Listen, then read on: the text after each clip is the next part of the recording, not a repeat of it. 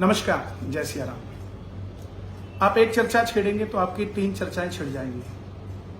ये सत्य है और ये मुझे मालूम भी था, लेकिन मैं आज भी अपनी बात पे अडिग हूं।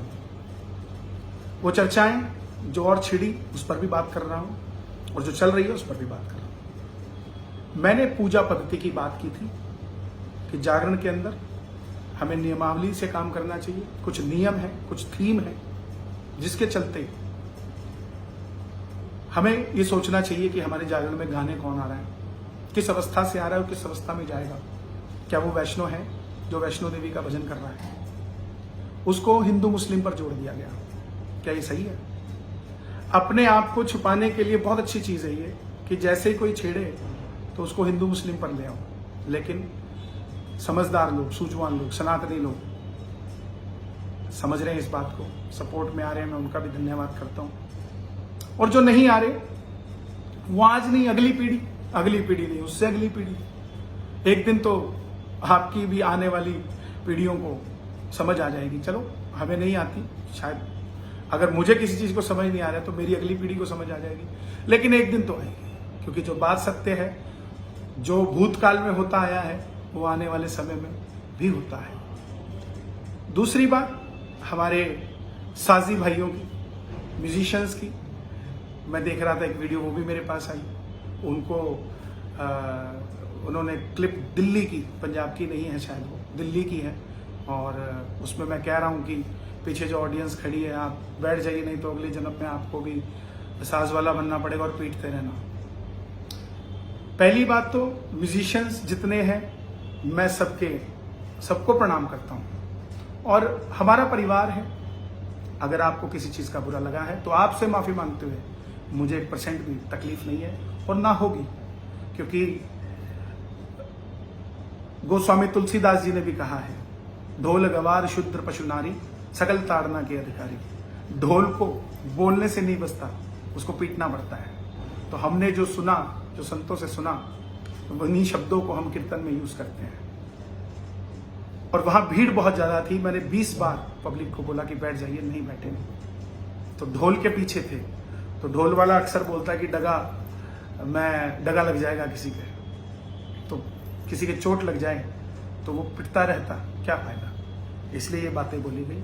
फिर भी अगर आपको बुरी लगी है तो मैं अपने म्यूजिशियन से, क्योंकि ये साज या तो भगवान के पास हुआ है या फिर साजियों के पास हुआ है, मैं उनसे क्षमा मांगने में मुझे कोई तकलीफ नहीं।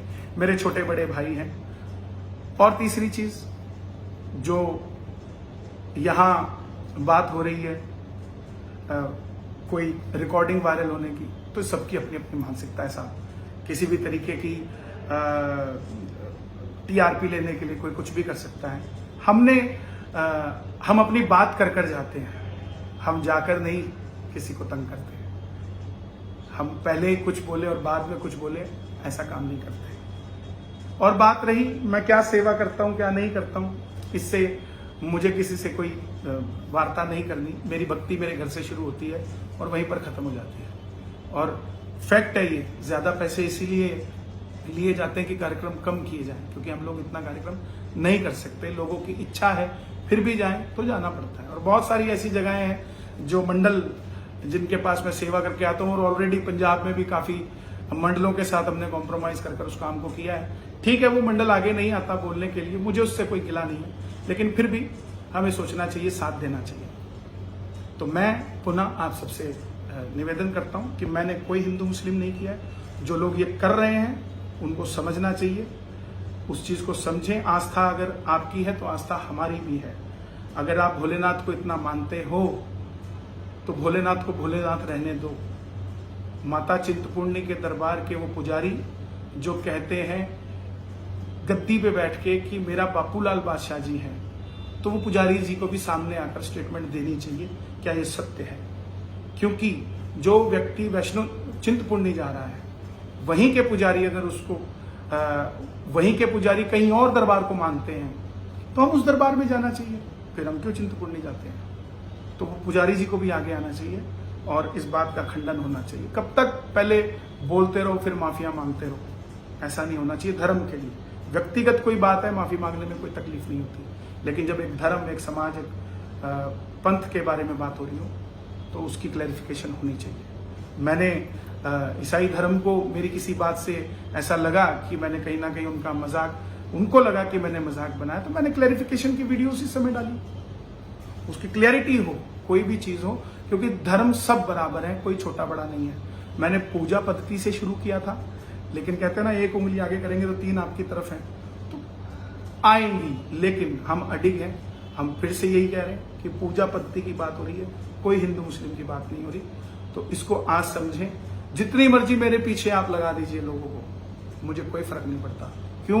क्योंकि मैं भजनों से जी रहा हूं, भजनों को गा नहीं रहा हूं, भजनों को अपने जीवन में उतार रहा हूं। और ये मेरा कर्म नहीं है भजन गाना, मुझे ठाकुर जी ने सेवा दी हुई है तो मैं गा रहा हूं। मेरा कर्म सिर्फ और सिर्फ सुबह उठना और भगवान के लिए चल पड़ना है।